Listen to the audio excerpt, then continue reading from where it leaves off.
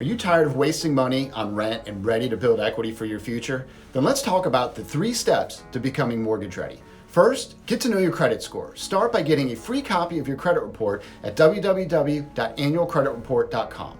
Review the report for any errors and know what the factors are that determine your score.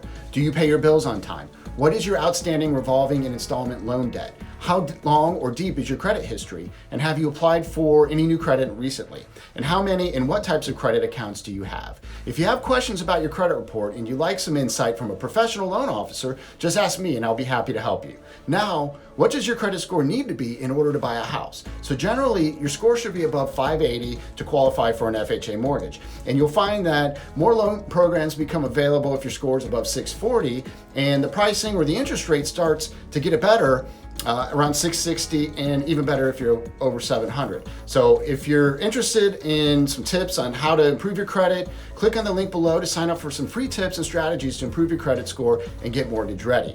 Now, once you know your credit score, then it's time to know your budget. And when you're planning for your new home and your new home monthly budget, it's helpful to think about a few things first. What are the typical electrical and utility costs? Is there a homeowners association, and what are the dues? So make a plan for preventative maintenance and emergency repairs, and how much do you want to have in your budget for entertainment and other expenses. And when you're budgeting for your closing costs and how much you'll need to have saved up to move into your new house, make sure to consider any moving expenses and security deposits for services that you'll have. And typically, you'll also have to put down $1,000 or more for an earnest money deposit to secure the contract. And you'll typically have home inspection fees and appraisal costs that could run about $750 or so on average.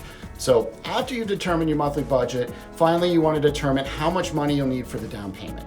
Now generally, most first-time homebuyer programs will require at least 3% to 3.5% of the purchase price. So for a $250,000 house, that would be 3% would be $7,500. So where can you get your down payment? Well, if you don't have the funds saved up for your down payment, you may want to look at some of the following options.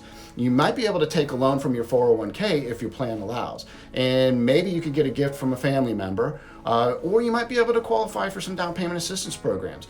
Make sure to ask your loan officer what programs are available and which ones you might be able to qualify for. So check to see if your employer offers any employee assistance program for housing. Sometimes that happens. And finally, check to see if you have any assets that you might be able to sell to raise additional funds. So ready to get Next Step certified and start your home buying adventure? Click on the link below to get started. At Christensen Financial, we do home loans with a human touch, and we've helped tens of thousands of first-time home buyers stop wasting money on rent and start building wealth through owning their own homes. We'd love to have our family help your family.